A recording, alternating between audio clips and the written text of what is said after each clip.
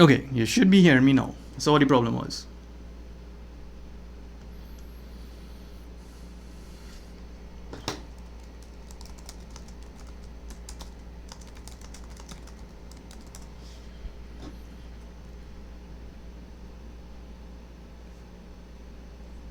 You hear me now?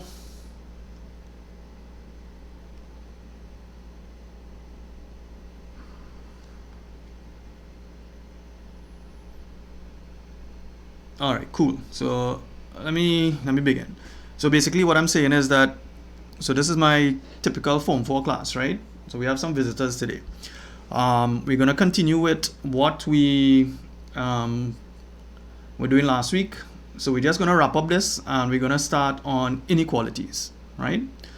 So let's look at this particular question here. All right, this is May 2013. So they've given us 2 points. We have A, that's this point here, and we have B, right? And they're the endpoints of a line segment. They want us to determine the gradient of the line, right? That's the first thing they want. Now I told you all that there is a formula for gradient, and the gradient is normally represented by M, and the formula is y2 minus y1 divided by x2 minus x1, right? That's the formula for gradient.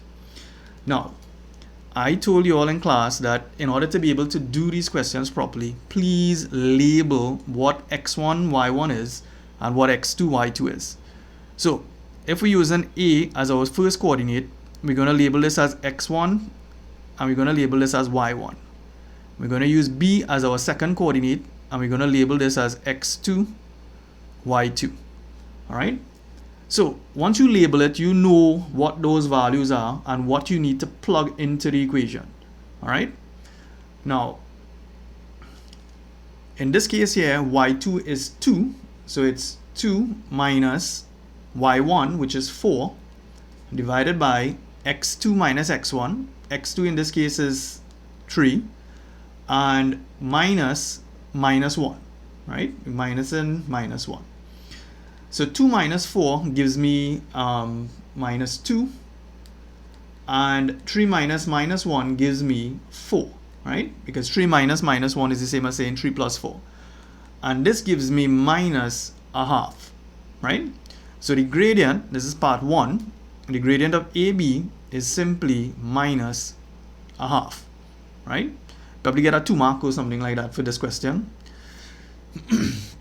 The next thing they want us to state or determine the coordinates. This is part 2. They want us to determine the coordinates of the midpoint of AB. Now, I gave you all a formula for midpoint as well. Midpoint, capital M, right?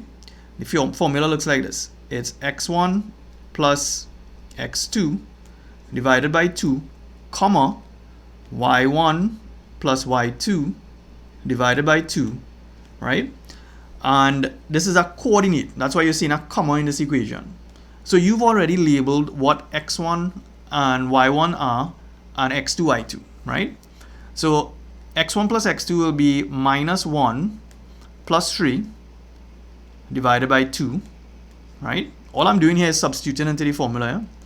Y1 plus y2, which is 4 plus 2 over 2. So this will give me minus 1 plus 3 gives me 2 divided by 2, comma, and 4 and 2 is 6 divided by 2. And therefore my actual midpoint in this case will be 1, 2 divided by 2 is 1, and 6 divided by 2 gives me 3. So therefore the coordinates of the midpoint of AB is simply 1, 3, right? It's a coordinate. All right, just give me a sec. All right, so that is part 2. That is the coordinates of the midpoint of AB, right? Now the last part of the question, they want us to determine the equation of the perpendicular bisector of AB. Now, let me just get a blank page here, 1 second.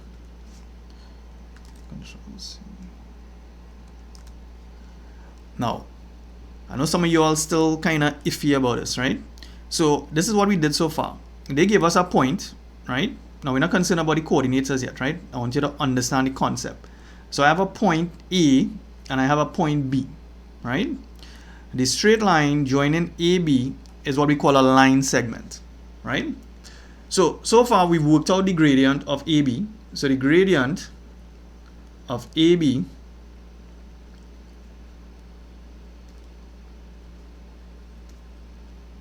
is equal to minus a half, right? We just worked that out. We also worked out the midpoint of AB. Now the midpoint is the point that is in the middle of the line, right? That's capital M. Now with the midpoint separates the line into two equal parts, right? So that is the midpoint. You worked out the midpoint M, you worked out that, and we got what? 1, right, we got 1, 3. So the midpoint in this case is 1, 3, right? So you know the coordinates of M. Now let's see what the question is actually asking us here, right?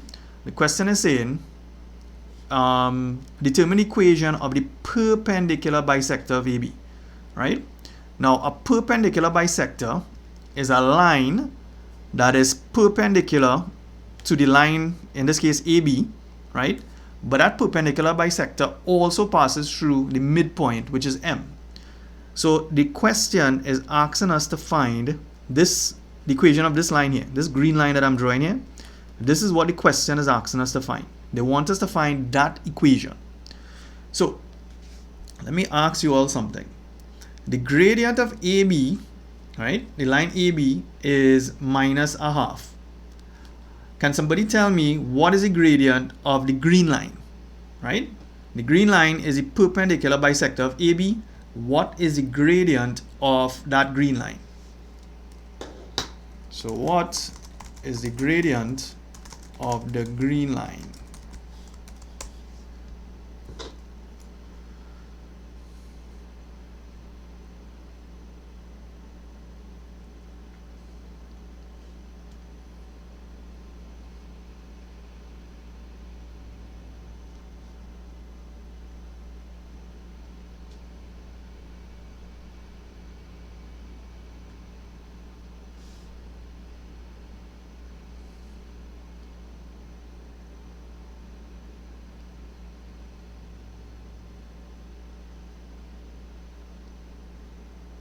All right, we were talking about a gradient here, right? I see in different answers here. I see in somebody give me a coordinate. Somebody saying 2, somebody saying half, some people saying 2. All right. So here's what you all need to remember. When you have two lines and the gradient of one of them is M1 and the gradient of the other one is M2, right? When two lines are perpendicular and I multiply their gradients, I'm going to get minus 1, right? So if you know the gradient of AB is minus a half, right? Therefore, the gradient of the green line, so M for the green line, has to be equal to 2. Because if I take minus a half, watch, if I take minus a half, multiply by 2, this 2 will cancel with this, and I'm going to get minus 1. So the gradient of the green line has to be 2, right? So what I told my class, I told them you invert and you put a minus sign in front of it. So if it's a half, you have to invert it, so it'll become 2, but you have a minus sign here. So if we remove the minus sign, we're going to get the gradient of the green line as being 2, right? So the answer is 2. Next thing, so we know the gradient of the green line. We also know that the green line passes through this point. It passes through the point 1, 3, right? Now, any equation or any line has an equation of the form y equal mx plus c, right? The question is asking to find the equation of the green line, right? Now, we know the gradient of the green line. The gradient of the green line is 2. So I know my equation must look like this. Y is equal to 2x plus c, right? So we also know this. We also know that a line passes through the point, this point here. The line passes through the point 1, 3, which is the midpoint. So what that means is that when x is equal to 1, remember your first value in a coordinate is your x value, and the second value is my y value. So when x equal 1, y is equal to 3. So I know this. I'm going to use that information in order to figure out what the constant is or what the C is. Because if I know C, I already know the equation of the line. So here's what we're going to do. So we're going to substitute those two values into my equation. So we're going to get 3 is equal to 2 multiplied by 1 plus C, right? So therefore 3 is equal to 2 plus C, right? What I showed my class to do is to write it like this. 2 plus C is same as 3. So C is equal to 3 minus 2 and C is equal to 1. So the equation of that green line, right, has to look like this. It is y equal 2x plus c, but you just work out c as 1. So this here is the answer for the third part. That is the equation of the perpendicular bisector of the line segment AB, right? So you all can go back to the see, all right, you make a mistake there, right? So you can always go back to the video and replay it slowly and try over the question, right? Because we covered all of this in class already. Let's look at a next past paper here. All right, this one is May 2012, question 5. Again, they've given us 2 points. The points are S and T, right? And they're calling the line with a fancy L. And the first thing they want us to do, they want us to find the gradient of the line L. But we know the line L passes through the point S and it passes through the point T. First thing, always label your coordinates. Once you label your coordinates, there's no reason why you should get this question wrong. So we're going to call this x1, we're going to call this y1, we're going to call this x2, we're going to call this y2, right? Again, you all need to remember the formula for gradient. Gradient is equal to y2 minus y1 divided by x2 minus x1, right? I've seen students mix up the equation. They've put x on top, they mix up their y1 and y2, right? It's y2 minus y1 divided by x2 minus x1. So in the case of y2, it's going to be minus 2 minus whatever y1 is, in this case is 6, divided by x2, which is 0, minus 6. Alright? So minus 2 minus 6 is minus 8 divided by minus 6, right? Which will give me 4 over 3. Alright? So this is my gradient of my line L. That's the gradient of the line L. So please, like I've told my class, do not write your answer as a decimal, right? Do not write it as a mixed number. You can write your answer as an improper fraction. So if you get 4 over 3, please leave the answer as 4 over 3. All right? Okay, so that's the equation of L. All right? Just give me 1 sec, right? I'll be back in 1 sec.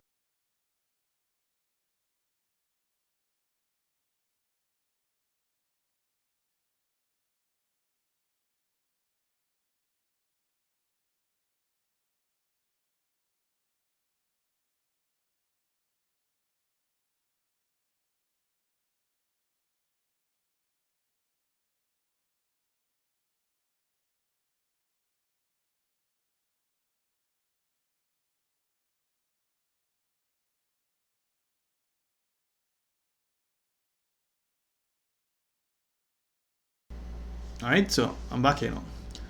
All right, so we've worked out the gradient of the line L. The next part they want us to work out is the equation of the line L. So again, we start off by saying that the equation of any line is y equal mx plus c, right? All equations, all linear equations look like that. All straight lines, that's the general form. So you already worked out the gradient, so you know your line is going to look like this. Y equal 4 over 3 x plus c, right? So understand what you're doing. The objective now is to figure out what c is.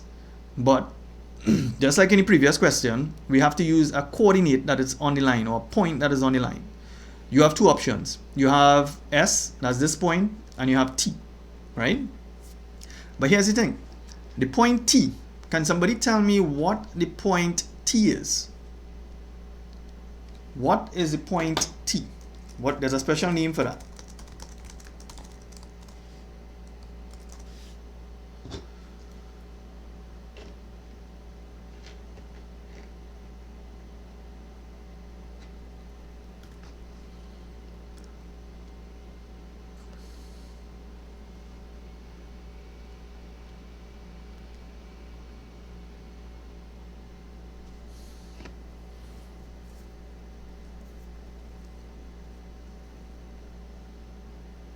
Anybody? What's the point T? There's a special name for that point.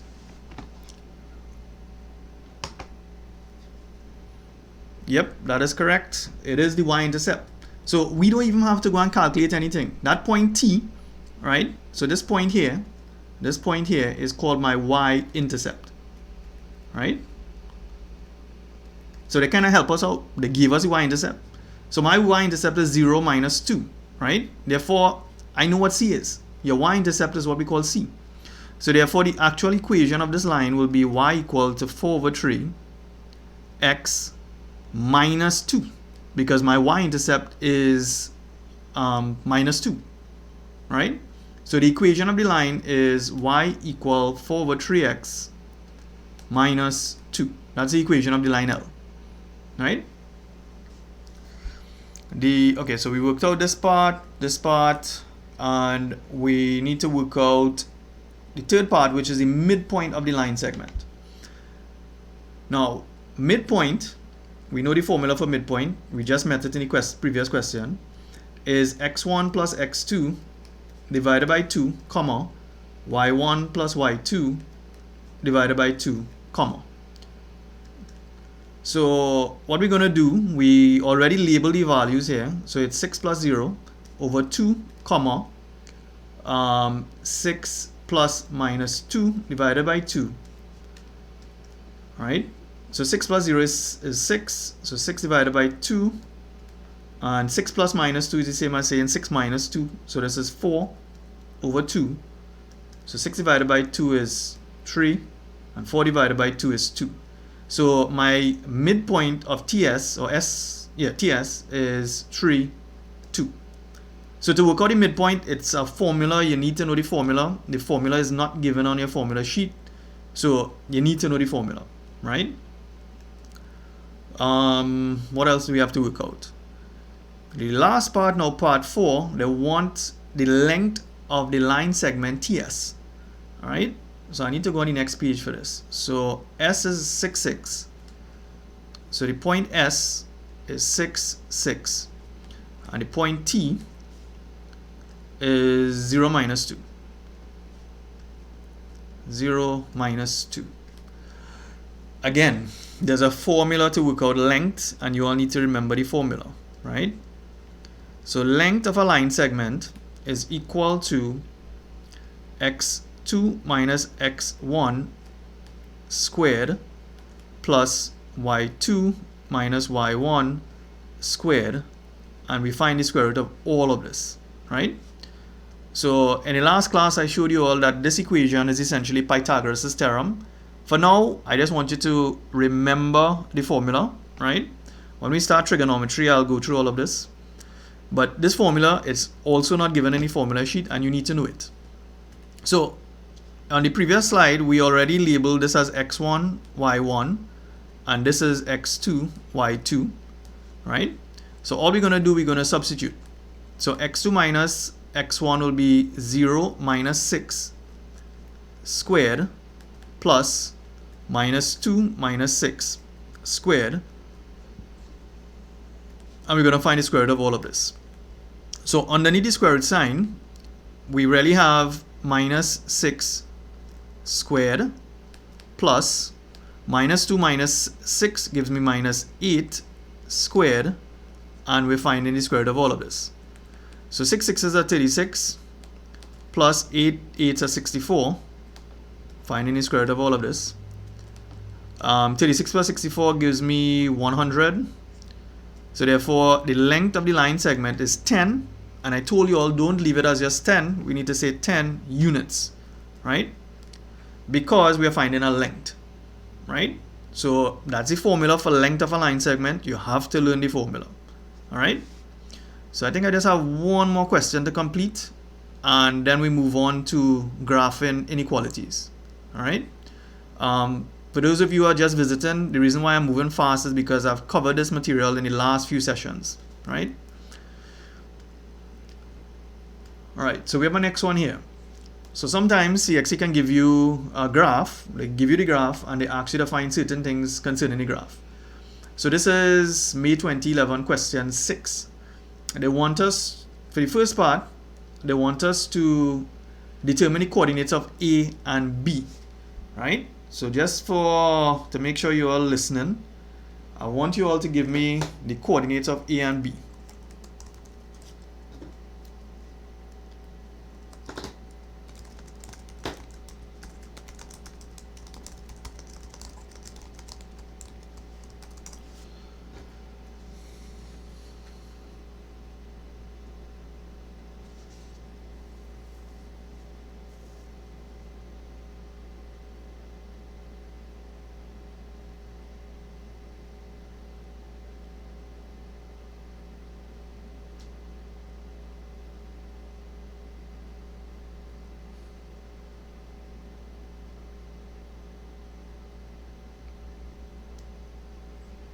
Alright, I've seen some answers coming in here. I've seen people saying A is minus 2, 3.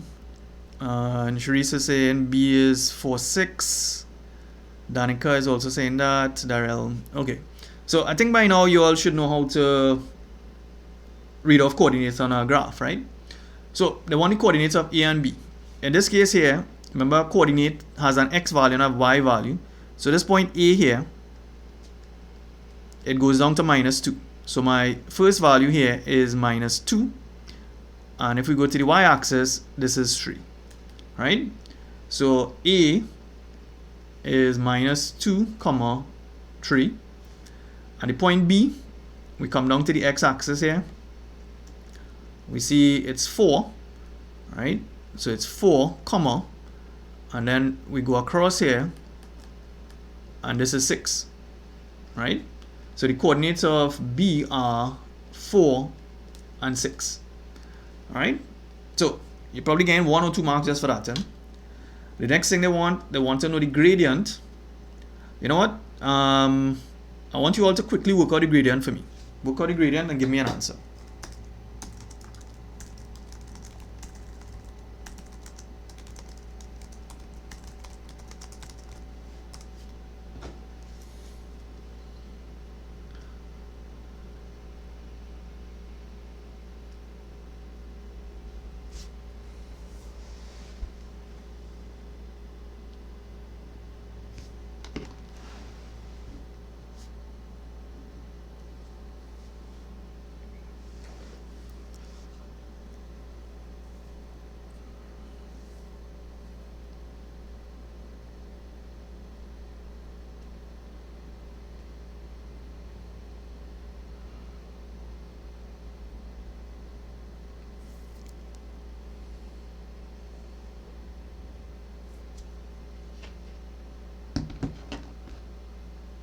Alright, so I see Shuri's got a half already.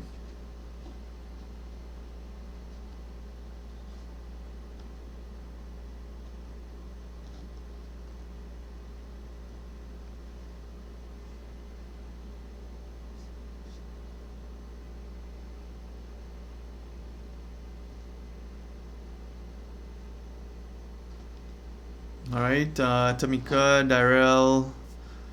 Alright, so people from my class moving real fast. Alright, so chances are it's probably a half, right? Let me see. So the gradient, it's m equal y2 minus y1 over x2 minus x1. That's the formula for gradient, right? Before you can work out the gradient, I want you all to label this as x1, y1, and then call this x2, y2, right? So all I'm doing now is substituting into the formula. So this is 6 minus 3 over 4 minus 2. 6 minus 3 is 3. And 4 minus 2 is the same as saying 4 plus 2. So this is 6. So yes, the gradient is a half. Alright? So the gradient of the line segment AB is a half. Now the last part now, they want to know what is the equation of the line which passes through AB. So based on the diagram alone, right, there's no calculation to be done. What is the equation of the line?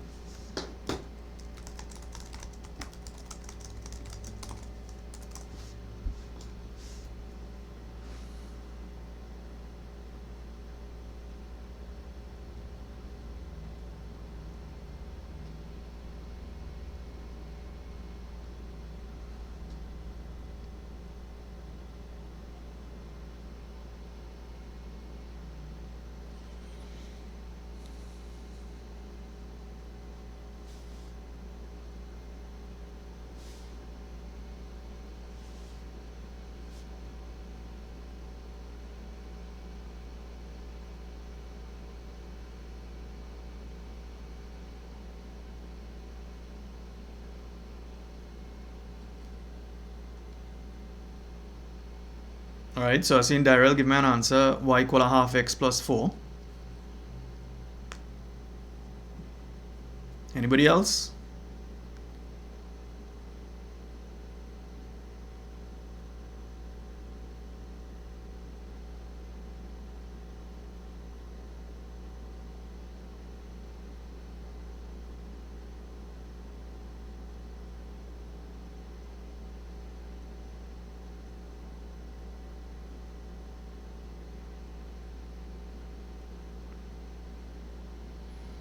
Remember, the equation of any straight line is of the form y equal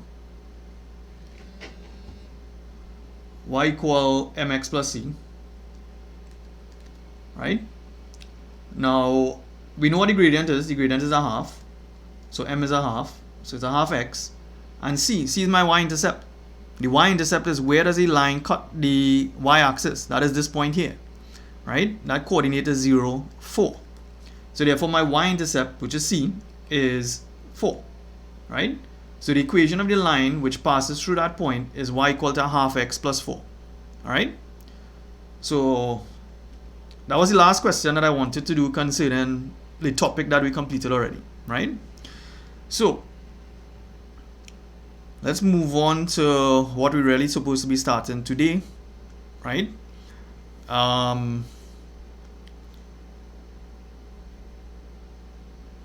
Alright, so what I'm starting today has to do with graphing inequalities, right? One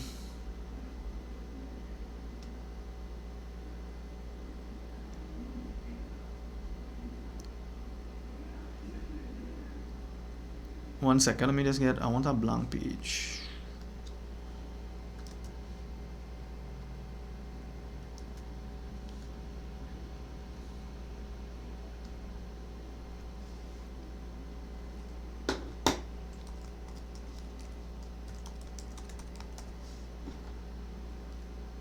All right, now just a precursor as to what we're going to talk about, right? If I have a simple equation like this, right? This is a simple equation. Let's say 2x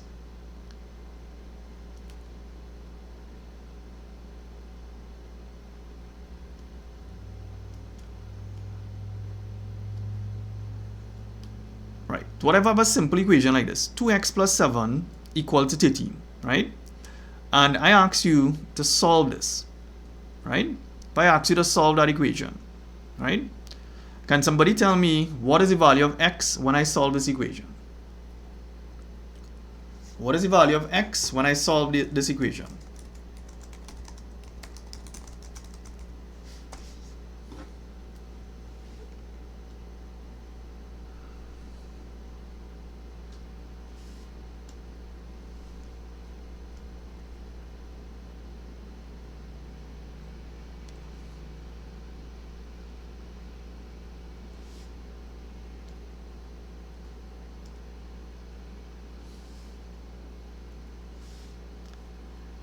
That shouldn't take you too long. That's a straightforward equation here. We've done many of these in class.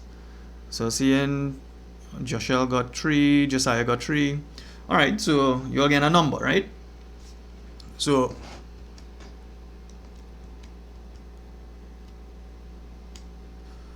if you have to solve something like this, basically we need to get rid of the 7. So this will be 13 minus 7. So therefore 2x is equal to 6. And therefore x is equal to 6 over 2. And therefore x is equal to 3. So notice we have a value, right? We have a number, right? If, however, I ask you to solve something like this. If I ask you to solve something like, let's look at the same equation, right? And it is, let's say, less than or equal to 13, right? And I ask you to solve this. Again, we're going to solve it just like we solved the equation on the left hand side. So we're going to say 2x less than or equal to 13 minus 7, 2x less than or equal to 6, 2x, sorry, not 2x, x less than or equal to 6 over 2. So therefore x is less than or equal to 3, right? Now, if you notice something here, in this particular solution, right? We have a range of values. In the case of the equation on the left-hand side, there's one solution. The solution is x is equal to 3.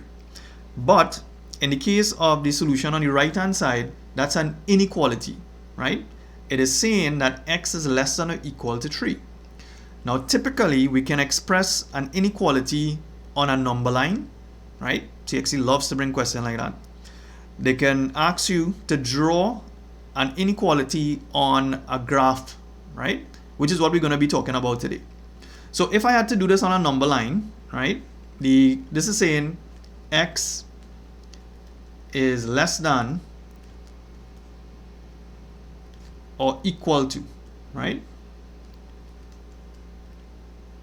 That is what that statement, that's what that statement is saying. It's saying x is less than or equal to 3. Now, what we do, if we want to represent this on a number line, we need to put some numbers on the number line. So let's say I'm going to put 0, 1, 2, 3, 4, 5, right? Now, on a number line, we usually look at our boundaries. In this case, we're looking at the number 3, right? So I need to put a circle at number 3, right?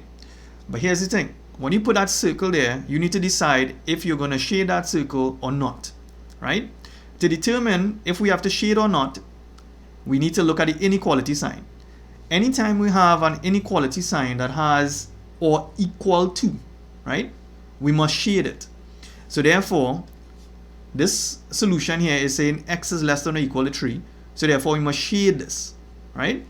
And it's less than 3. So therefore, we need to draw an arrow going this way, right?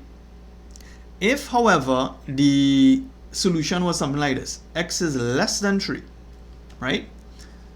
On the number line, it's going to be slightly different. 0, 1, 2, 3, 4.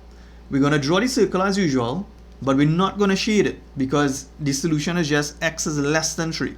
And the arrow will be in the same direction to the left. All right? So we can represent the solution to an inequality on a number line, or we can do it on a graph, right? So let's start. So we have an inequality here, and this inequality is x is greater than 5, right? That's the inequality. X is greater than 5, right? You all have to be able to draw an inequality on graph paper for me, right? So here's how we do this. When they give you an inequality, the inequality is x is greater than or equal to 5. The first thing you need to do, you need to draw the line x is equal to 5 on your graph paper, right? Now, we covered this in class already. When I have to draw a line x equal to some number, or what we call a constant, it is always going to be a vertical line, right? So x equal 5 is going to be a vertical line. But here's the thing. You have to determine if that line is going to be a solid line or if it is going to be a dash line. These are your thinking process that you need to follow. Now the objective, we want to draw, understand what the question is asking. I want to draw this inequality on graph paper, right? That's the objective. That's what we're trying to do. So my first step, right? So I call it step 1. That's step 1. You have to decide, I'm going to draw the line x is equal to 5. Your next step or your next thought process is to determine, is it a solid or is it a dash line? All right? That's the next thing we need to figure out. To know if it's a solid line or a dash line, we need to determine if it is a, in this case we are talking about greater than. If it is a greater than, it is going to be a dash line, right? So if it's greater than here, it's going to be dashed. If it's greater than or equal to, it's going to be a solid line, right? Now what I did earlier today, I drew the graphs. So the first step, or the first thing that I did, I drew the line x equal to 5, right? That is this dashed line that you see going on here, right? So that's the line, that representing the line x equal to 5. Now, the next thing you need to decide, or the third step in your thought process, we need to decide which part of the graph we're going to shade. When you are graphing inequalities or linear inequalities, you are either graphing one side of the line or the other side of the line. So since we are graphing x is greater than 5, we are concerned with everything that is greater than 5, which is 6, 7, 8 till infinity, right? So if you look at the second graph, what I've done, I've shaded the region that satisfies that inequality, right? So let me ask you all, are you all following me?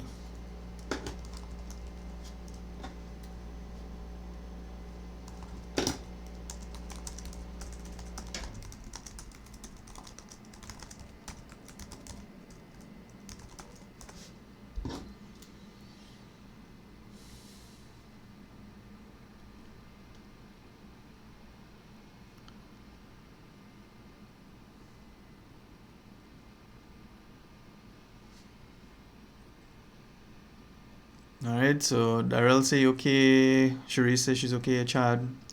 All right, now this is a topic that students get trouble with, yeah? So I want you to understand, this is my thought process in my head. And make it your thought process as well. The objective, make sure you know what the objective is. The objective is you want to draw a graph to represent this inequality. X is greater than 5, right? First thing you need to do, you need to draw the line x equal to 5. But the thing is, you have to decide if it's going to be a solid or if it's going to be a dashed line. It is going to be a solid line when they have like greater than or equal to or less than or equal to. It is going to be a dashed line if it is greater than by itself or less than by itself, right? So in this case here, we had greater than 5. So I must use a dashed line, right? And I'm going greater than 5. So therefore, I'm going everything that is on the right-hand side. You need to shade it, right? So what you need to do, just draw some lines, these red lines that I've drawn here. And this is my graph that satisfies that inequality, all right? Let's look at a second one here. So in this particular one, we want to graph this inequality. X is less than or equal to minus 2, right? So the first thing, like I said before, we must draw the line x equal to minus 2. Anytime you have a line x equal to something, it's going to be a vertical line. It is always going to be a vertical line, right? So x is equal to minus 2. So you find where minus 2 is on your graph and you draw a vertical line at that point. But like I said, you need to determine if it's going to be dashed or solid, right? So you need to determine if it's going to be dashed or solid. In this case here, we're looking at the sign. The sign is less than or equal to. That tells me that it has to be a solid line, right? So that's why I've drawn a solid red line here. And the inequality is saying less than or equal to minus 2. It's less than. So therefore, we're concerned about shading this part of the graph. So the second graph that I've drawn on the right-hand side is what represents my inequality. All right? I hope you all getting this. So those two graphs had to do with x equal greater than or equal to something. Let's look at another one here. We have an inequality, and the inequality is y is greater than minus 2, right? So we have y greater than minus 2. Now, first thing we need to do, so my first thought process is to draw the line y equal to minus 2. I've already told my class when you have to draw a line y equal to a number or a constant, it is going to be a horizontal line. So you come by a y-axis, you find where minus 2 is, and you draw a horizontal line, right? So that line represents y equal minus 2. But the thing is, you need to determine if you're going to have it dashed, if it's going to be dashed or solid, right? So in this particular case here, it has to be dashed because my sign is greater than. So therefore, it has to be a dashed line, right? And we are looking at y is greater than minus 2. When we say greater than minus 2, here, everything above here represents greater than minus 2. So that's why in the second graph, I have shaded the part that is above the graph, right?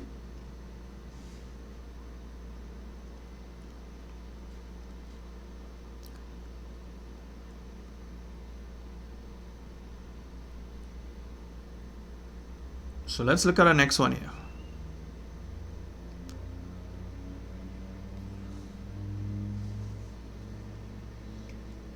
So if I want to shade this inequality, I'm looking at this inequality, y is less than or equal to minus 4, right? The first step, I need to draw the line y equal to 4. The line y is equal to 4 is a horizontal line, right? So we're going to find on the y-axis, we're going to find where 4 is, and we're going to draw a horizontal line. But the thing is, you need to determine if I'm going to draw it as dashed or solid. All right? What tells me if it's dashed or solid is this sign here, It's less than or equal to, so therefore this is a solid line. Right? So that's what I've drawn in the first part. And the inequality is y is less than or equal to 4. So less than or equal to 4 is everything that is below this graph. Right? So that's why I've shaded on the right hand side everything that is below the graph. All right?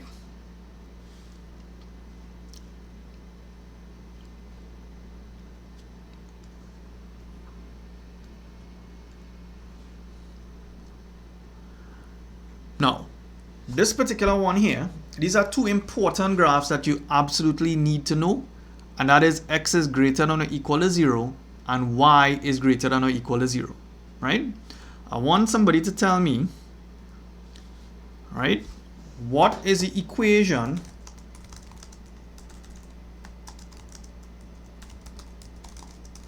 of my x-axis.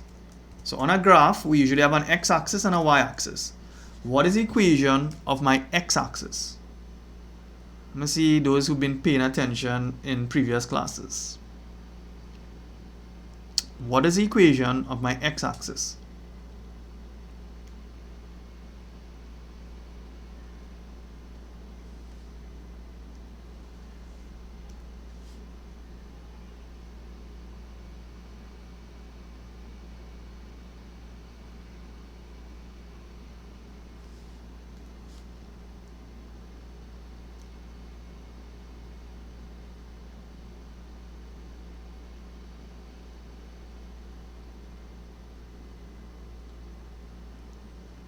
Alright, so I've seen Danica saying y equals 0, Daryl is saying that. You all are absolutely correct. My y-axis, sorry, what did I ask for? X or y? Right, x-axis. So this is what you all need to know. My x-axis, right, is a line y equal to 0. You all need to know that. Please, please, please, you need to know that, right? My x-axis is also the line y equal to 0. So what is the equation of my y-axis then?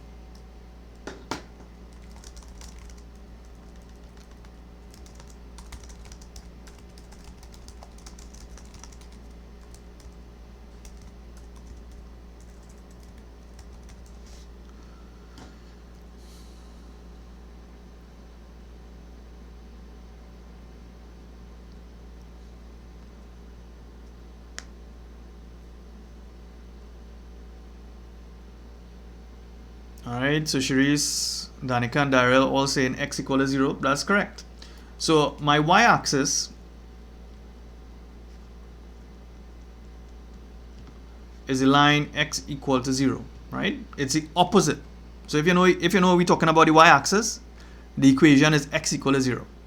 If you're talking about the x-axis, my equation is y equal to 0, right? So if I had to shade the inequality or draw the inequality x is greater than or equal to 0, this one here, all we need to do, we have to draw the line x equal to 0. But the line x equals 0 is really my y-axis, right?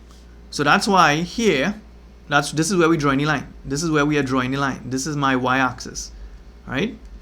And if we want x is greater than or equal to 0, it is everything that is on this side of your graph, right? That's why you've seen I've shaded the right hand side of the graph. All right, if I have to shade the region that satisfies y greater than or equal to 0, again, we're going to have to draw the line y equal to 0. But y equal to 0 is really my x-axis, right?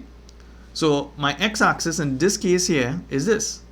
You all should know what the x-axis and y-axis is by now, right? This is my x-axis. And we want y greater than or equal to 0. So since we're talking about greater than or equal to 0, we're talking about this, right? Everything that is above that line, all right? Now, there's a reason why I'm giving you this, because when we look at linear programming, right, we're going to have to, this might be one of your inequalities that you have to use. So, I've shown you how to shade the region when we have x's greater than or equal to something, or y is greater than or equal to something. You just need to remember that when it's an x equals something, right, it's going to be a vertical line. And when we're dealing with y, it's going to be a horizontal line, right? Now, let's look at this question here, right? The question will look something like this. It's going to say solve this equation, right?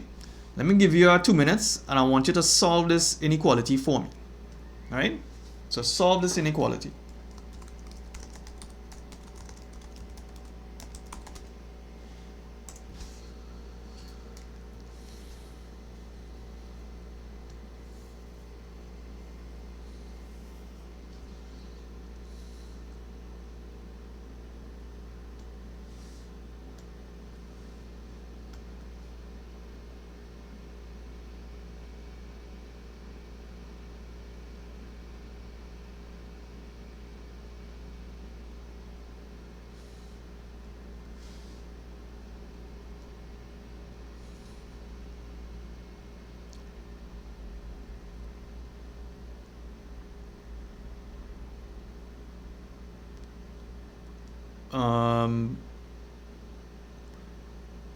Right, so this is an inequality. So Satish, say put x equal to 3. Remember, it's an inequality we're solving, right?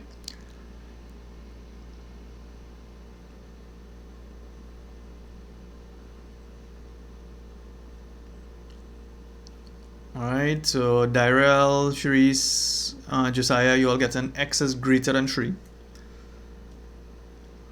So when you have an inequality to solve, you're going to solve it just like you solve a normal equation, right? So the first thing we need to do, we need to get rid of the 5 on the left hand side. So this becomes 11 minus 5. So 2x is greater than 6. Therefore, x is greater than 6 over 2. So therefore, x is greater than 3, right? So that's the solution. This here is my answer, right? That's what you're going to put on as your answer. Now, what CXE typically, what they do, after they make you solve this, they're going to say, hey, represent the solution. So represent the solution on a number line.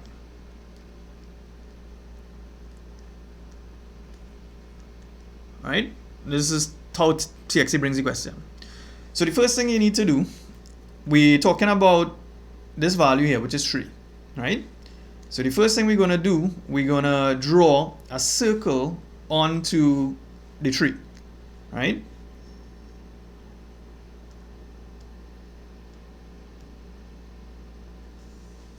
So I'm going to put a circle here, right, by the 3. Now, the thing is, you have to decide, am I going to shade that circle or not, right? Do I need to shade the circle?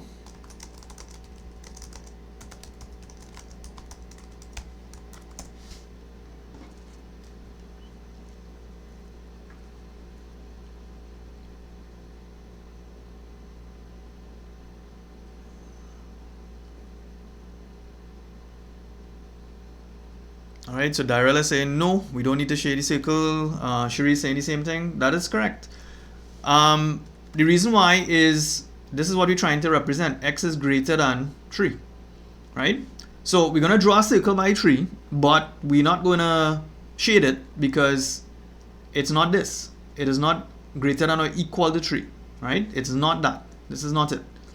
So therefore, I'm going to just draw a circle, and it is greater than 3. So therefore, I need to put an arrow going this way, right?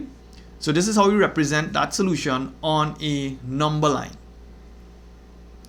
Now, apart from representing your solution on a number line, you could be asked to draw it on a graph, right?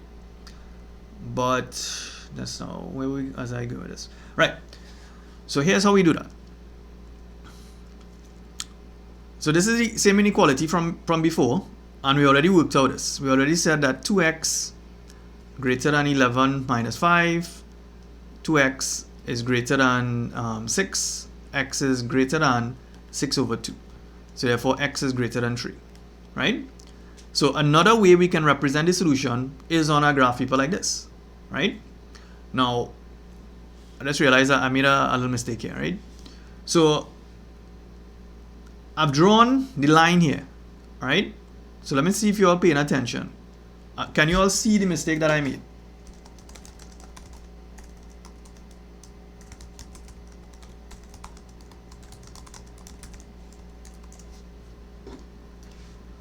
On the graph, that is. What mistake did I make on the graph? Let's see if you're already paying attention to what we're talking about.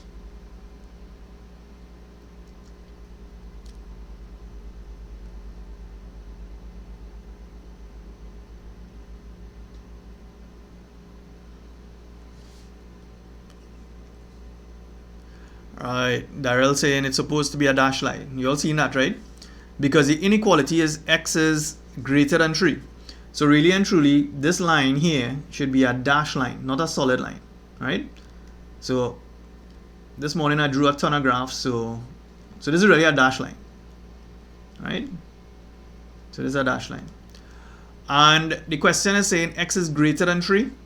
So what that means is that I need to shade my right hand side here. So in the exam, what you would do, you take your ruler and your pencil, and you're going to do this, right? And you're going to shade that. So that is my inequality, which is represented by x is greater than 3, right? So I drew the correct graph across here. So this is what the graph is supposed to look like, right? It should be a dash line.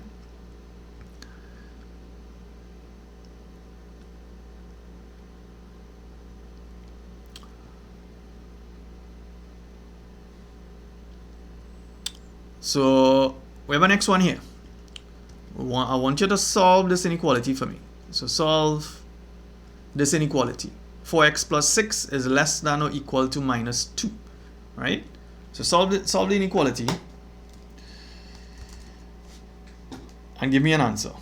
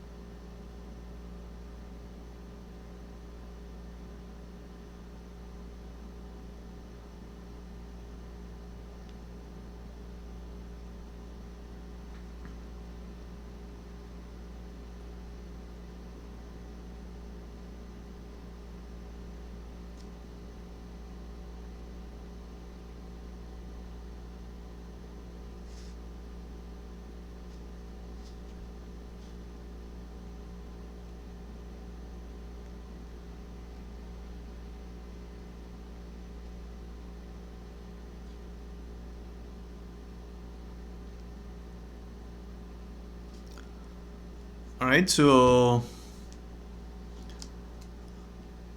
getting some answers here. Josiah saying less than or equal to 2. Alright. See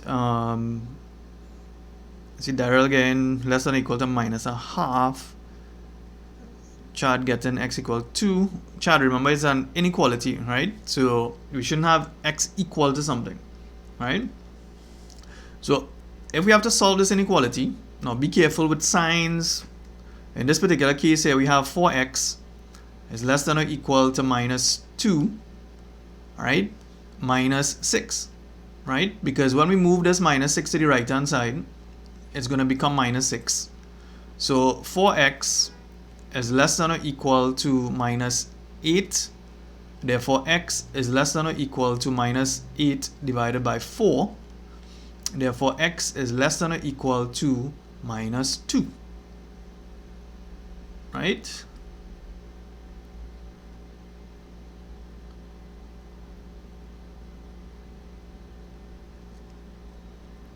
So, seeing some different answers there, right? So be careful with how you're working this question out. So the answer is x is less than or equal to minus 2. Now, we want to draw this on a number line, right? So if we have to draw this on a number line, the number we're concerned about here in this case is minus 2, right? So we're going to have to draw a circle by minus 2. Am I going to use a circle that is shaded or one that is not? So am I going to put a shaded circle or not?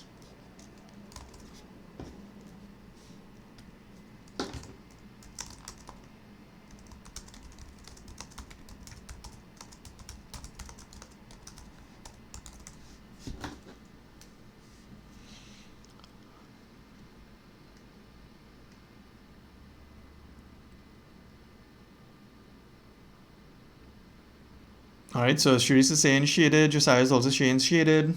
Alright, great. So, I mean, you're all following. Alright, so what I'm going to do, I'm going to take a shaded circle and we're going to put it by minus 2. Right? And the reason why it's shaded has to do with the fact that we're dealing with, so less than or equal to, that tells me that I must shade that circle. Right? What that means is that that number is included in my solution, right? So, and we're talking about less than minus 2. So therefore, all I'm going to do, I'm going to draw an arrow, right? I'm going to draw an arrow in this direction, to the left, because it's less than, all right? So, they can access to write the solution on the number line. The other way they can access to do the solution is on a graph, right? So again, well, we just solved this here, right? So it's 4x less than or equal to minus 2 minus 6. 4x is less than or equal to minus 8. X is less than or equal to minus 8 over 4. X is less than or equal to minus 2. Right? So clearly this graph is the wrong graph I plotted. Right? So if it's less than or equal to minus 2, then what I need to do,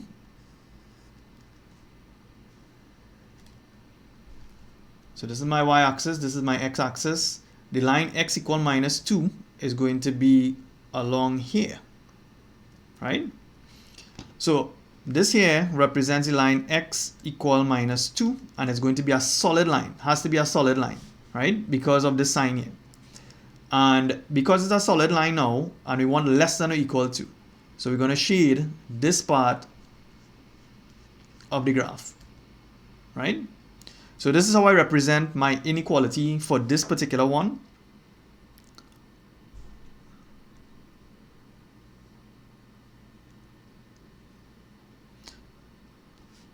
Now, let's get to the good part now, right? Or the ones that you need to know how to do.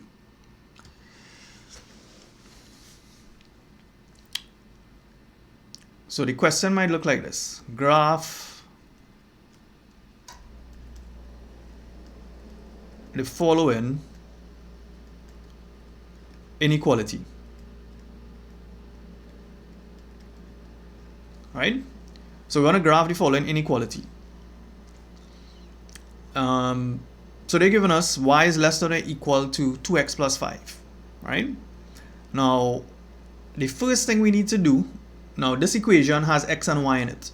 The other equations that we just covered, they just had x and they just had a y by itself. This one has x and y, right? So this equation here, what we need to do, the first step is to draw the line y equal 2x plus 5, right? That's my first step if I want to graph that inequality. I need to draw the line y equal 2x plus 5. I told you all in class that all you need to draw a straight line are 2 points. Once you have 2 points on the line, you can draw a straight line, right? But just to make sure that you draw the correct line, I advise you to do 3 points, right? So here's what you need to do. You need to substitute values into my equation. So we're going to say when x equal, let's say, you could choose any value you want. When x equal to 0, y is equal to 2 multiplied by 0 plus 5. So this is equal to anything multiplied by 0 is 0 plus 5, and this will give me 5.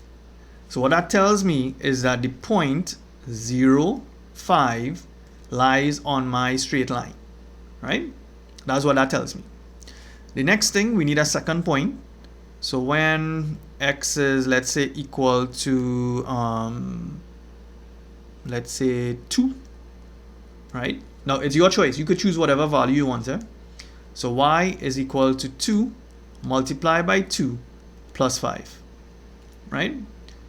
So 2 multiplied by 2 gives me 4 plus 5, and this gives me 9. So therefore the point 2, 9, right, is on that straight line. So I want you to follow what we're doing. The question is asking to graph this inequality. We want to represent that on a graph. Once you are representing an inequality on a graph, you know you have to shade some region on the graph, right? So, and this is the line that we're going to draw. This here is the line that we're going to draw based on the equation that they gave me, right? So here's what you do. So you have 2 points. So on your graph paper, you're going to do this. You're going to draw your axes, draw your x-axis, draw your y-axis, right? Then we're going to plot these 2 points. So the first point is 0, 5. So 0, 5 is going to be, let's say this is the first point here, right? And that point is 0, 5, right? Then I'm going to plot the second point, which is 2, 9. So remember, you're drawing a graph here. So you have 1, 2, 3, 4, and you keep going, right? So I'm going to go to 2, 9. So 2, 9 might be somewhere up here, just saying, right? So this point here is 2, 9. And the next thing you need to do now, once you have the second point, you take your ruler, a long transparent ruler, right? When you're drawing these graphs, please try not to use the short ruler that you get in the geometry pan, right? Please try to get a long plastic ruler, a transparent one that you can draw or use in the exam, right? So the next step now, you have these 2 points. So what you're going to do, you're going to draw a straight line passing through the points, right? So that line that you've drawn there is the equation y equal 2x plus 5, right? So that green line is the line we're concerned about. So what I've done, I've drawn the graph here for you to see. So this is the graph. This is the graph y equal to 2x plus 5, right? And the 2 points that I plotted would have been this point here, which is 0, 5, right? So this point here is the 0, 5 that we plotted. And this point here is the 2, 9 that we plotted, right?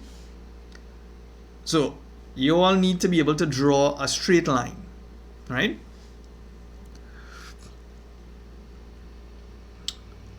So now, the next thing we need to figure out now, remember, is an inequality, and the inequality that we are talking about in this case here is y is less than or equal to 2x plus 5. So the inequality is y is less than or equal to 2x plus 5, right? Now I've drawn a solid line because we are talking about less than or equal to. Now, here's the thing. We need to shade either on this side or we need to shade on this side. That's a decision we need to make, right?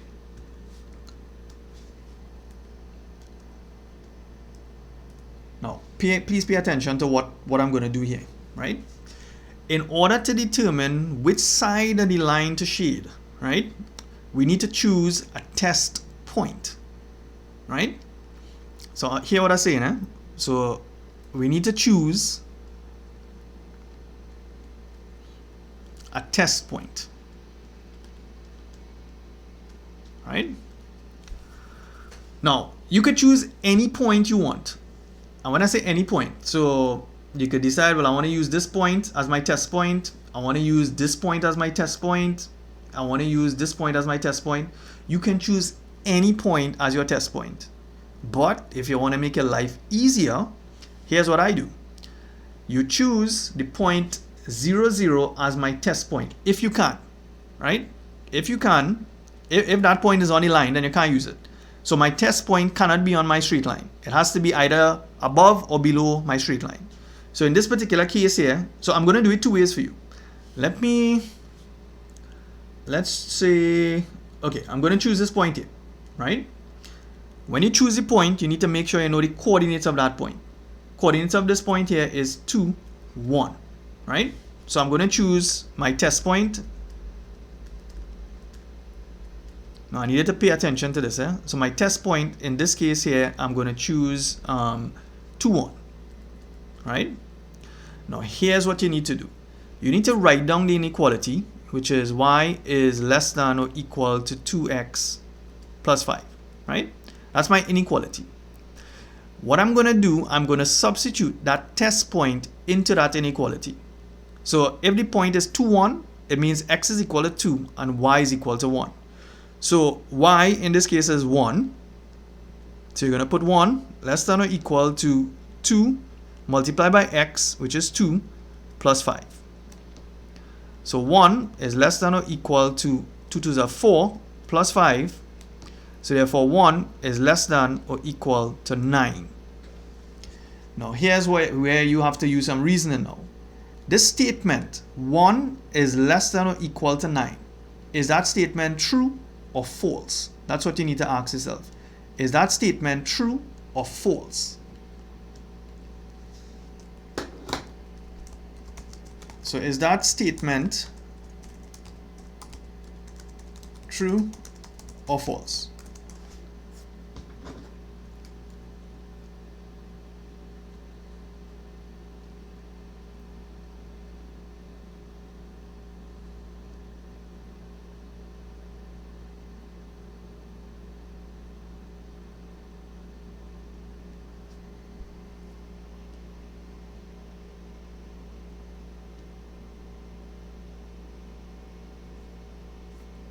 So somebody saying that statement is false.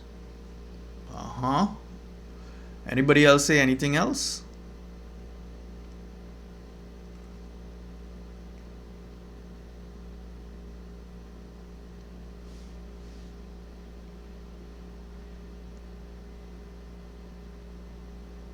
All right, so somebody saying true. Josiah saying true. So that's the thing. That statement is actually true. 1 is less than 9. So this statement here is true.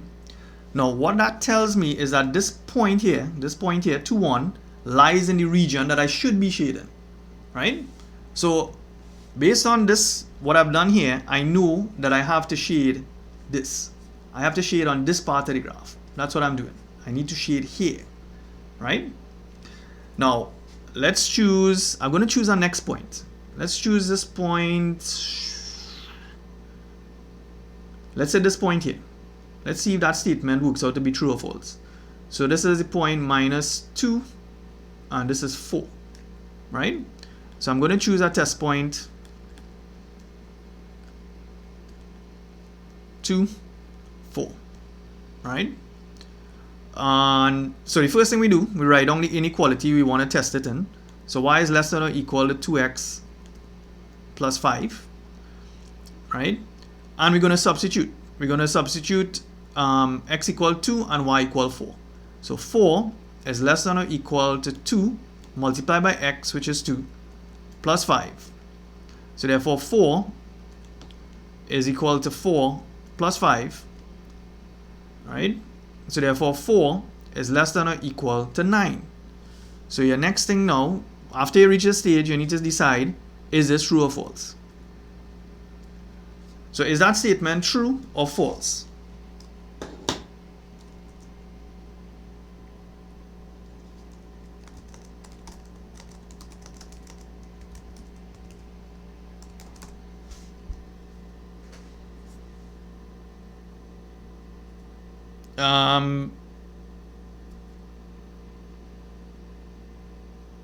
Da Costa, thanks. Yes. Oh, I made a mistake. Hold on.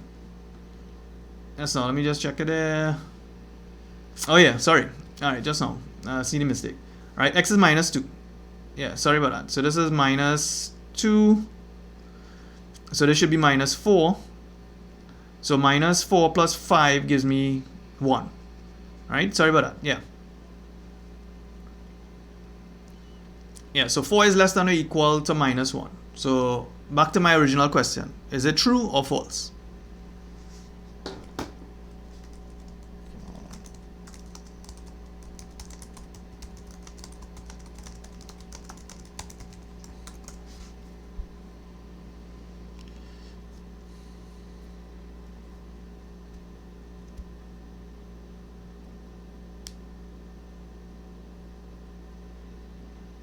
Right, so you all seeing, well, somebody saying true, but that statement is false. 4 is not less than 1. 4 is bigger than 1. So that statement is false, right? So therefore this point here, right, is not in the region that I should be shaded. So anytime I substitute the test point and I get a false reading, think of it as a false reading, right? You are not going to shade that region, right? So that tells me I need to shade the opposite side. So let me backtrack a little bit, right? So let's go back to what we're trying to do. The original question, right? This is the original question here. They want us to graph this inequality. This inequality is what they want us to graph, right? So the first thing we did, we decided that we have to draw the line y is equal to 2x plus 5. But the thing is, before you can draw the line y equal to x plus 5, you need 2 points on the line, right? Some people might do 3 just to make sure, but you really just need 2 points once you're comfortable with your maths. So I chose 2 points. I chose the point x equal to 0, and I worked out what the y value is. I got when x equals 0, y equal to 5. So therefore, this here is one point that is on my straight line. Then I substituted x equal to 2, I got 9. So therefore, this is another point on the straight line, right? So once you have those 2 points, the next thing you had to do was draw a straight line, right? So up until that point, you just had to draw the straight line. But we haven't shaded the region as yet for the inequality. In order to do that, remember this is my inequality here. This is the inequality that we're trying to shade. The first thing we need to do, we need to determine, or we need to choose a test point. In the exam, you can choose any point you want. It's totally up to you, right? I just chose 2 points, one that gives me a true reading and one that gives me a false reading. So I chose the point 2, 1, which was this point here. This was 2, 1. And you plugged it into this inequality here, right? And then you work it out and you ended up with 1 is less than or equal to 9. So you have to ask yourself now, is that statement true or false? Is 1 less than 9, less than or equal to 9? It is less than 9. So therefore, it is true. Therefore, I know that I have to shade this part of the graph. I must shade this part of the graph. That's what that is telling me. If I had chosen a point that is not in that region, like for example, 2, 4, when I substituted into my inequality, I ended up with 4 is less than or equal to 1. Then you need to ask yourself, is that true or false? 4 is not less than 1. It is greater than 1. So therefore, that statement is false, which means that the region that I should shade is the opposite side. All right? So both test points are actually telling me which side I should be shading. So my final answer should look like this, right? This inequality here, right, which is y is less than or equal to 2x plus 5, this is what it's going to look like. All right? Now you need to be very, very careful with this. All right. I can't remember which exam paper I did online on my channel, and there was a student who was basically arguing that I shaded the wrong region, right? And the reason why is because he learned it a certain way, and you need to use the test point. You need to use a test point in order to determine which side of the graph I should be shaded, right? So let me ask you all this now. Are you all understanding?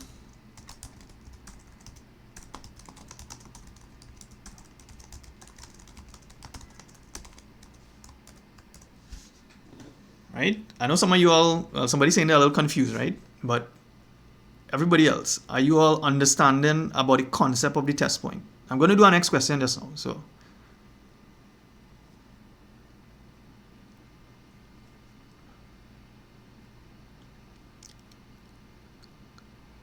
all right. So let's take a look at our next one, right?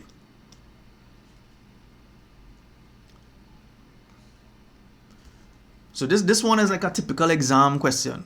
They give you an inequality that looks like this. 3x plus 2y is less than or equal to 12. Right? Based on what I just explained to you all, what is the first thing I need to do?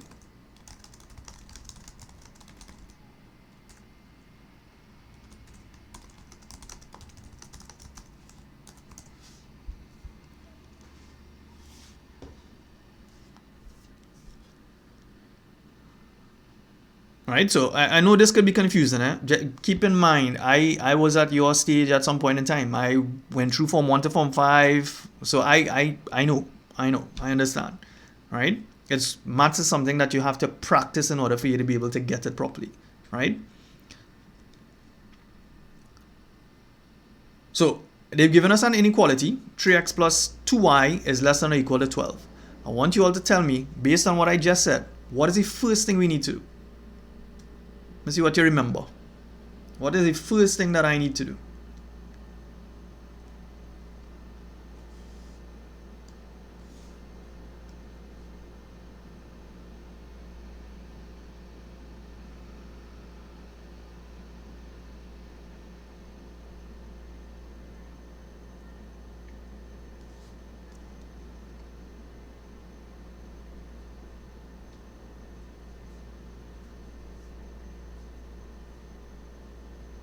Alright, so Dell is saying make y the subject of the equation. You could, but it's not gonna help you. I'm looking for something else. Something more obvious.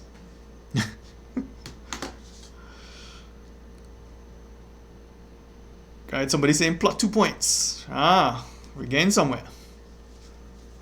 Before you can draw that inequality, I need the line. That's the first thing I need. I need to get the line. And in order for me to get the line, yes, I need to get 2 points. So Chun, you are correct. I need to get 2 points. So the first thing we need to do, we need to be able to draw that straight line, right? Now, in your exam, this is a typical exam question. They're going to say, hey, draw this inequality. So here's what we need to do. We're going to draw the straight line. So my first step, right, we're going to draw the line and make sure you're all following this time. So we're going to draw the line 3x plus 2y is equal to 12, right? Now, Del, you were saying make y the subject of the formula, right? Yes, you can make y the subject of the formula, but you don't necessarily need to, right? Here's what you could do. So you want to draw this line. If you want to draw that line, then you should substitute values into this equation in order to draw the line. So here's a little trick that I do, right? If I have to draw this line, the two values that I'm going to use, I'm going to say, this is what I'm going to say. I'm going to say when x is equal to 0. I'm going to substitute x equal to 0 into this equation, right? So it's going to be 3 multiplied by 0 plus 2y equal to 12. So 0 plus 2y is equal to 12. So we can ignore the 0. So 2y equal 12. So y is equal to 12 over 2, so y equals 6, right? So therefore, this equation here, sorry, this point on the line we're talking about is going to be 0, 6, right?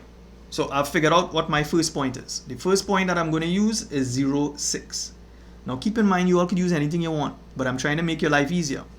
The points that I use, or the first point that I would use, is x equal to 0, right? I could use that. So my coordinate of my first point is 0, 6.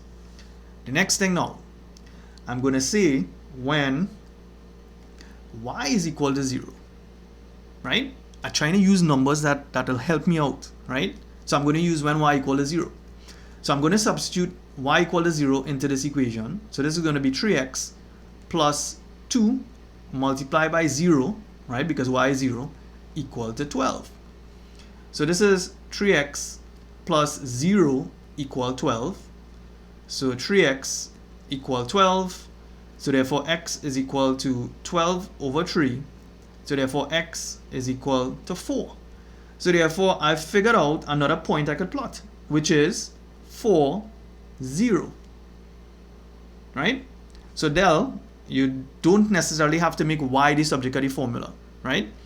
What you can do, because this here, I'm telling you, this is a typical exam question, right? Don't fight up and try to make y the subject of the formula.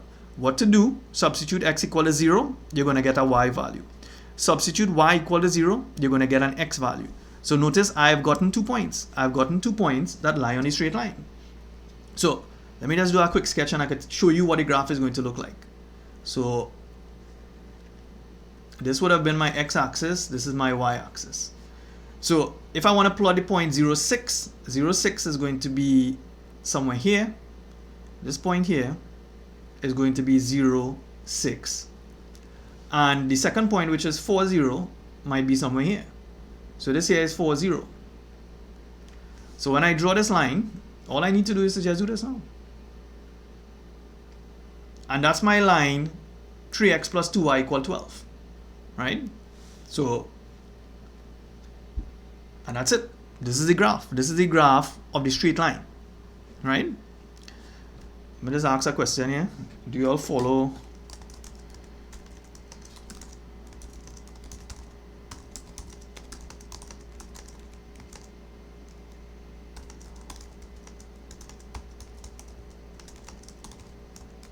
So do you all understand how I got it 2 points to draw this straight line?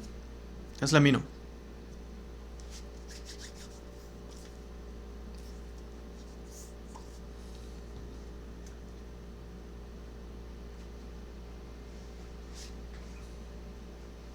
Alright, so seeing you all saying yeah. I'm gonna tell you all something. Maths is all about mindset, right? Don't think it's hard. Yes, it could be challenging, but maths is something that you can get, right? So this is the straight line. This is the straight line that we have here. Your next step now. What is my next step?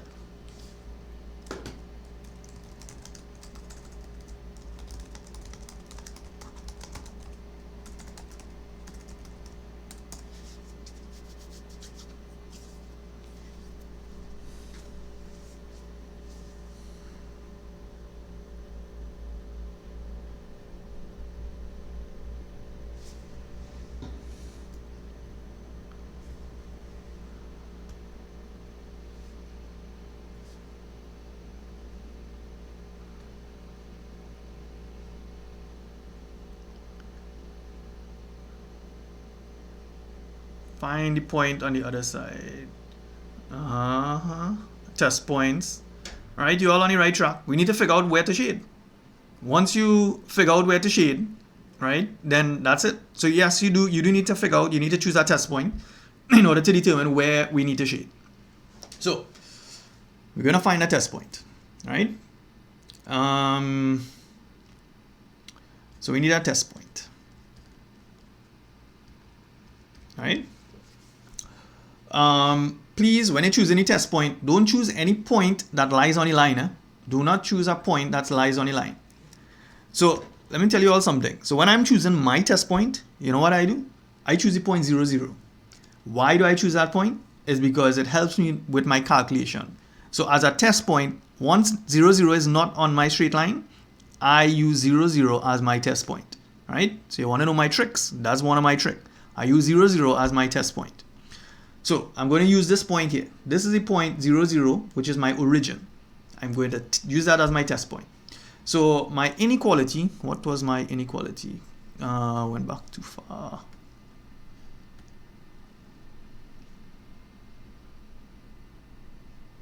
One second. 3x plus 2y less than or equal to 12. Right, so the inequality is actually 3x plus 2y is less than or equal to 12. Right? Okay, so I'm going to choose that test point. So you write down the inequality first. 3x plus 2y is less than or equal to 12. Right? So you're going to substitute x equals 0 and y equal to 0. So 3 multiplied by 0 plus 2 multiplied by 0 is less than or equal to 12. So this is 0 plus 0. Look how easy your life is now. So 0 is less than 12, less than or equal to 12. So you have to ask yourself, is that statement true or is it false? Talk to me. Is it true or false?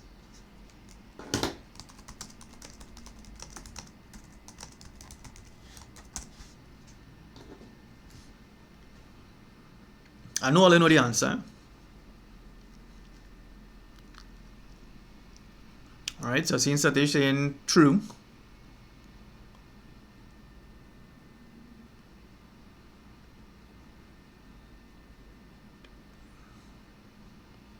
Sharice is also saying true.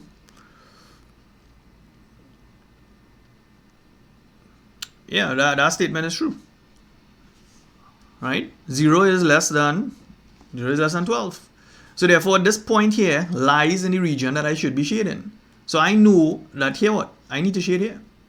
So in the exam, after you draw a straight line, you'll come here and you'll draw this. So that's the region I should be shading. Right?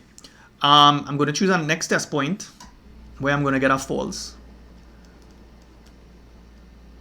Now all you need to do is to choose one test point. So when you choose this point here, right? This point here, you stop, right? I'm just giving you two options here, right?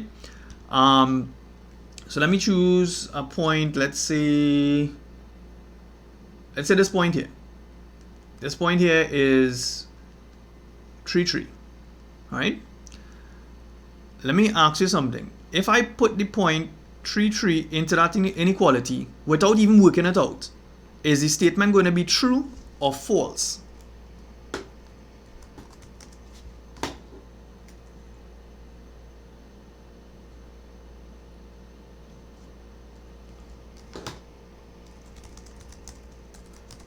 So is the statement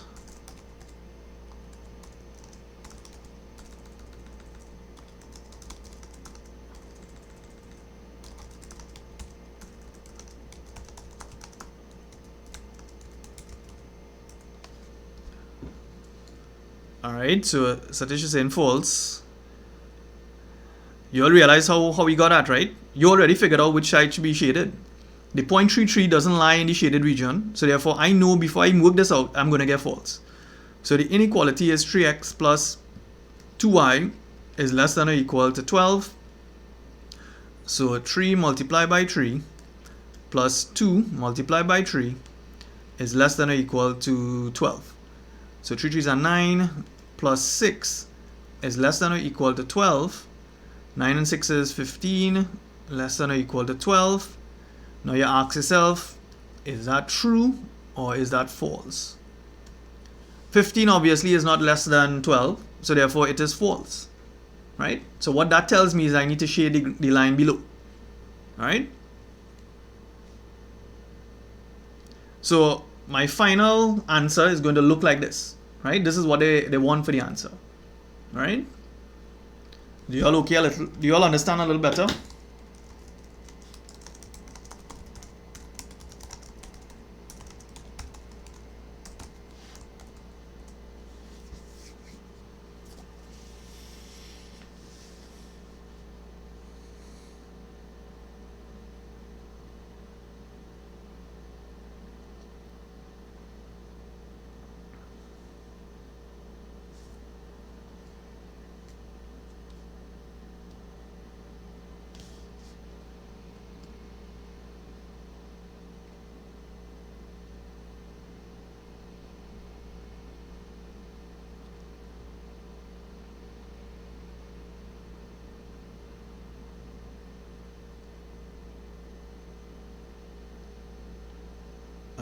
Great. So seeing you all saying yes, right?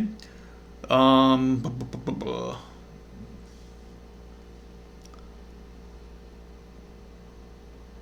all right.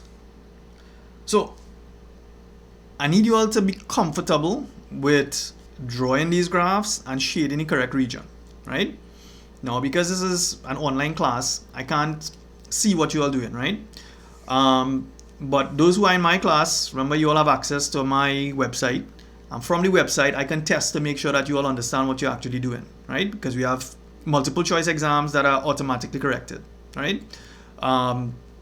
So you need to be able to do this in order to move on to this next thing that we're talking about here. Something called linear programming, right? So let's just talk about this for a sec. So a lot of people or a lot of students in Form 4, Form 5, they'll be doing maths and they say, well, I don't understand the purpose of this. Why are we doing this maths? This makes no sense. Why are we doing this? Now, linear programming, for me, is one of the most practical things where we can apply maths to solve a problem, right? Now, here's how we use linear programming. Linear programming questions typically involve two variables. I'll give you an example. So suppose you have a woodworking shop, right? And the guy is making furniture, but he's only making two things. When we're doing linear programming, we are talking about two variables. So let's say he's making chairs and tables, right? But he needs to figure out how many tables and chairs he needs to make in order to maximize his profit, right? So this is a real world example here we're talking about, right? I've seen some students do this as an SBA for maths, right? So you're making tables and you're making chairs. You need to figure out how much do I need to make of each of them in order to maximize my profit. That particular problem can be solved by using what we call linear programming, right? So in order to do the linear programming, there are usually a series of conditions. So the guy who's making the tables and chairs might say, here what? I only have space to hold 10 chairs and I only have space to hold 5 tables, right? Based on those statements, you have to be able to come up with your own inequalities, right? He might say, all right, it costs me $500. That's too much. It costs me $100 to make a chair. It costs me $200 to make a table. But in total, I cannot spend more than $5,000, right? So in the linear programming questions, they're going to give you statements. And when they give you these statements, you're going to have to come up with the inequalities. I have given you the inequalities for everything that we've plotted so far, right?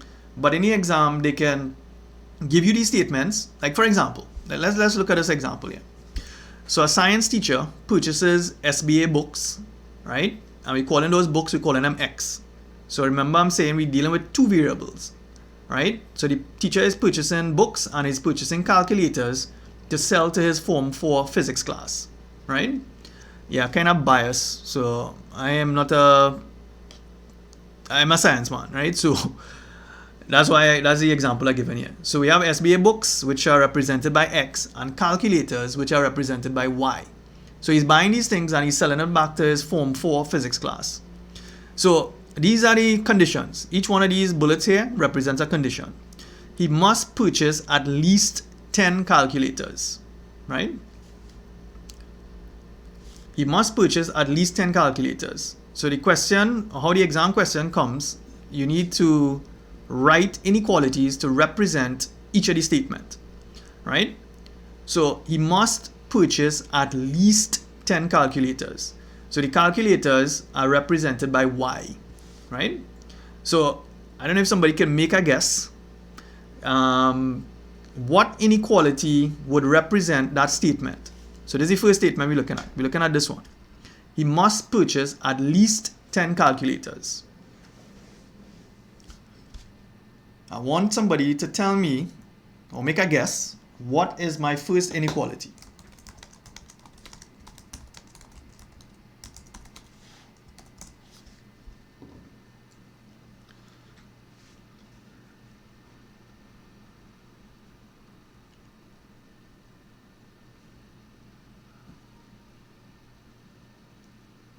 I'll take anything.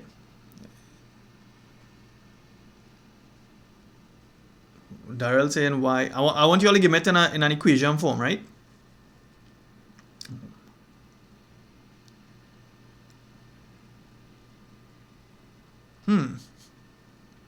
X is equal to 10y. Anybody else?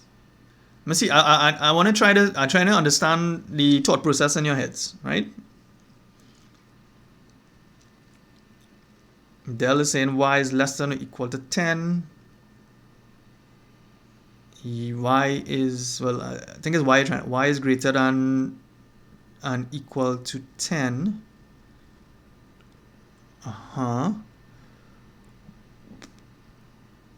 What about Cherise, Emily, Danica?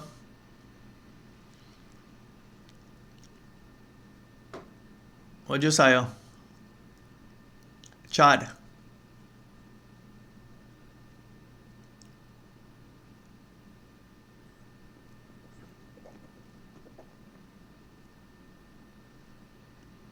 Satish saying, Daryl saying less than.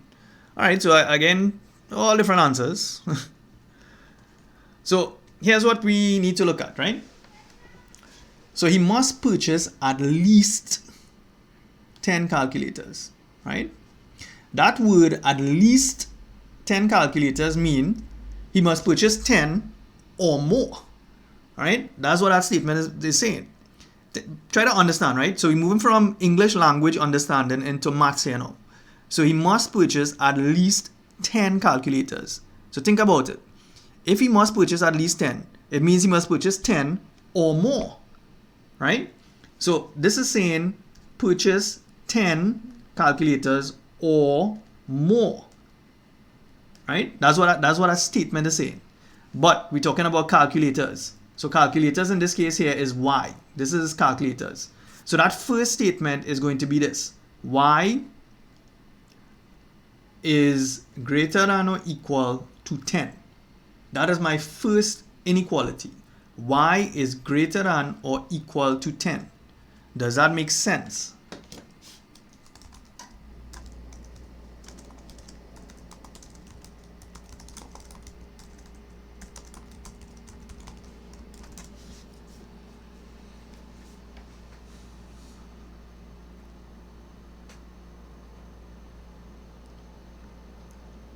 Alright, I want to make sure you all get this, because all the inequalities that they give you for these types of question, it's like this. It's the same type of wording, right? So I want you to understand that.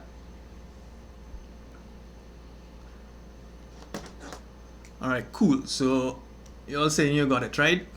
Let's look at the next one.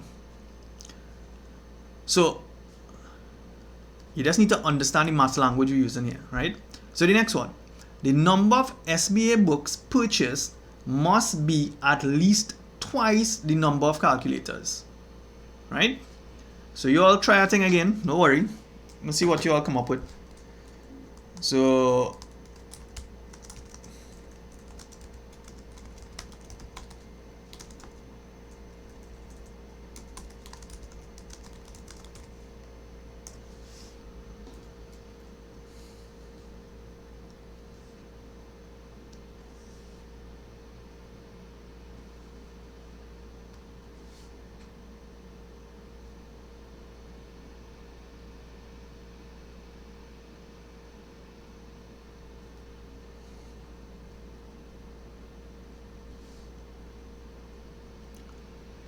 think about it, read the statement properly. The number of SBA books purchased must be at least twice the number of calculators. I missed out a word here.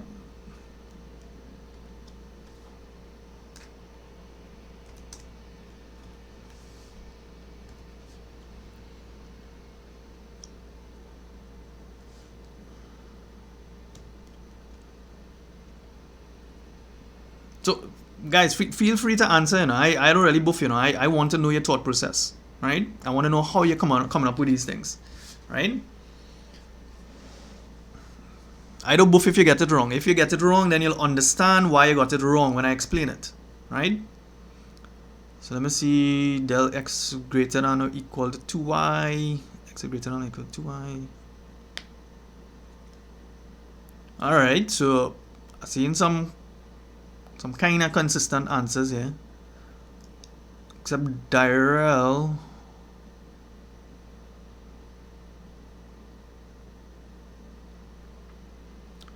So somebody saying, oh,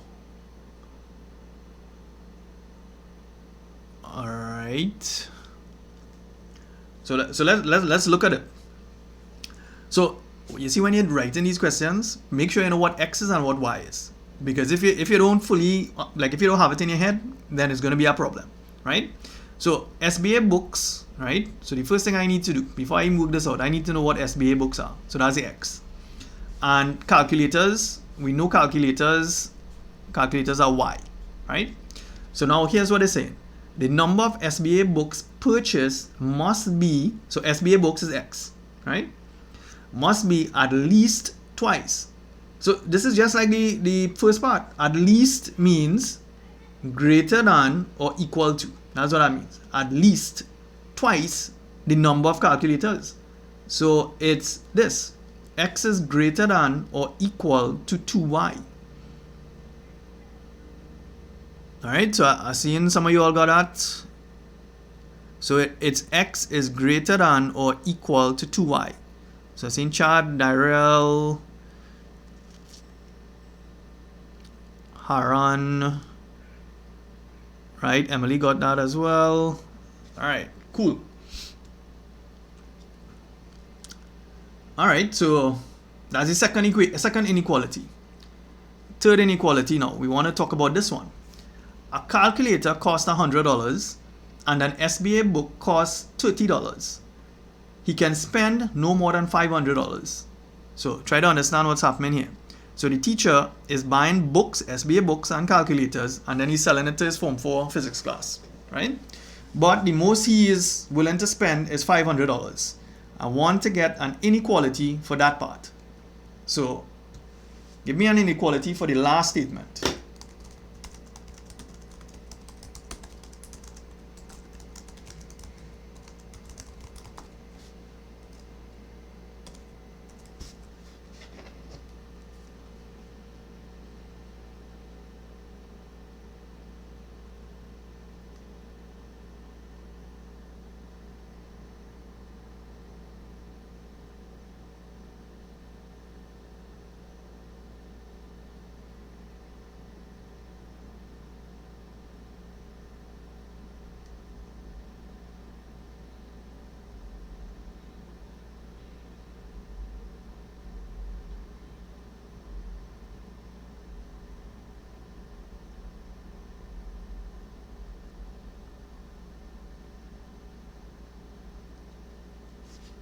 Alright, so seeing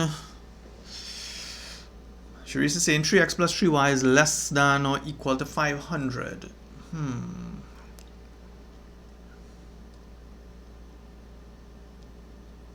Alright.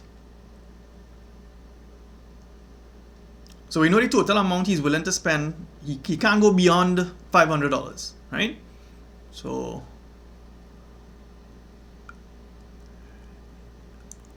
alright, I'm seeing, okay, so Haran is saying, well, I'm not seeing x and y in the equation, so something missing. Dyrell, okay.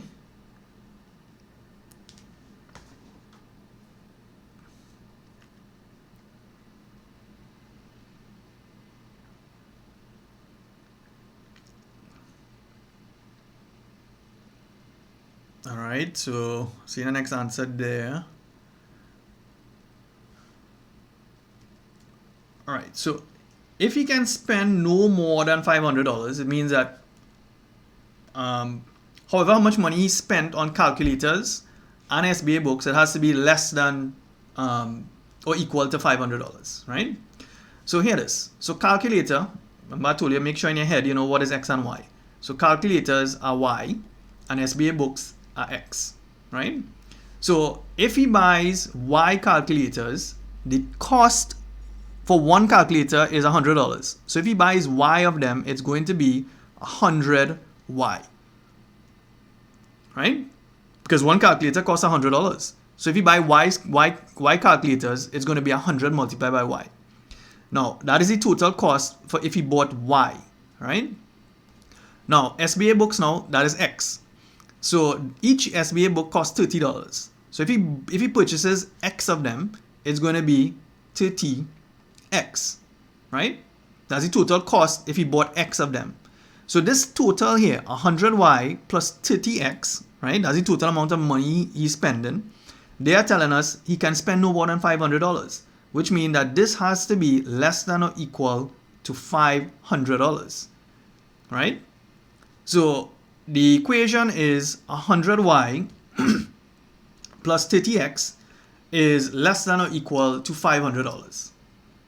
All right. What's the time now? All right. So let's do one more. Let me see if you all could figure this one out. All right. So Sings Electronics purchases 2 brands of Blu-ray players. We have Samsung, which is represented by X, and Sony, which is represented by Y, right? So Sings Electronics has storage for 20 Blu-ray players, right? So every statement they make, you're going to have to write an inequality. So Sings Electronics has storage for 20 Blu-ray players. What will be my inequality for this now?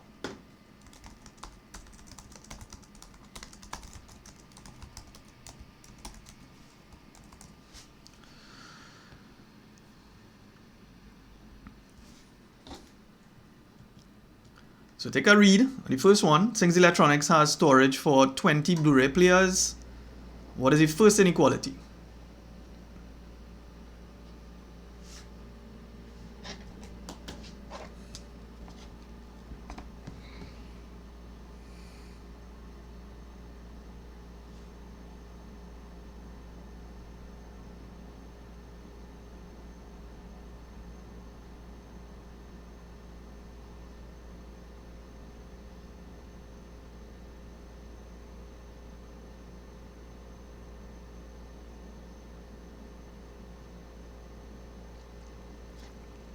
Right, I see in X plus Y is less than or equal to 20. I think that's correct. Let me see. So if he has two players he has, right? The Samsung and the Sony. So therefore, if he purchases X and he purchases Y and he only has storage for 12, then he has to, for 20. Then it has to be less than or equal to 20. Right? So X plus Y is less than or equal to 20. That's my first inequality, right? What about the second one? So that's the first one. The second one, a Samsung player costs $300 and a Sony player costs $400. Sings Electronics can only spend $5,000 on Blu-ray players, right? What is the inequality for this second statement?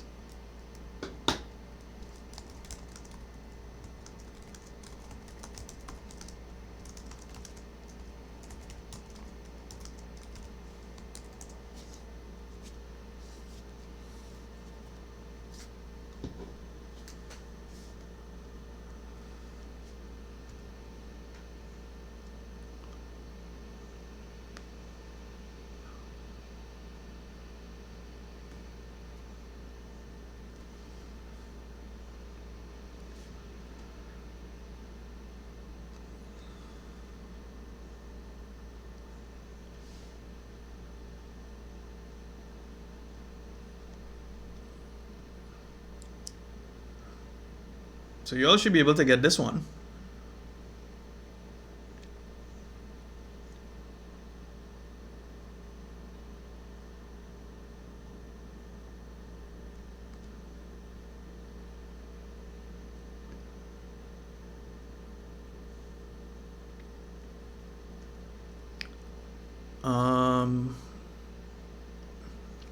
So Satish is saying, all right, Satish, what you need to remember, X is the quantity, right? But if we deal with money, they told us the cost for each of the players.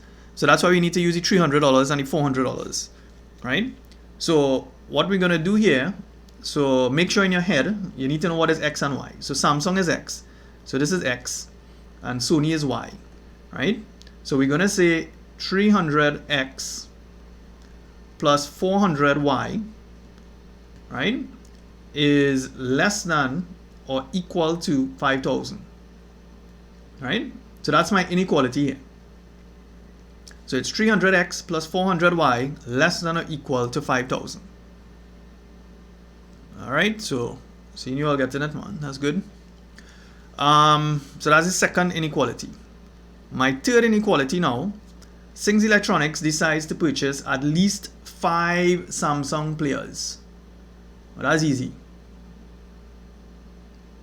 All right, so what is the inequality for that one there?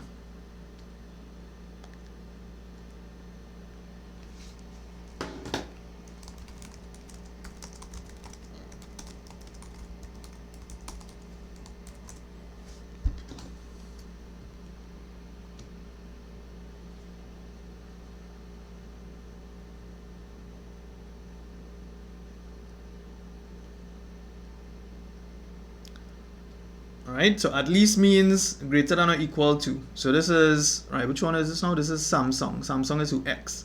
So therefore X is greater than or equal to 5.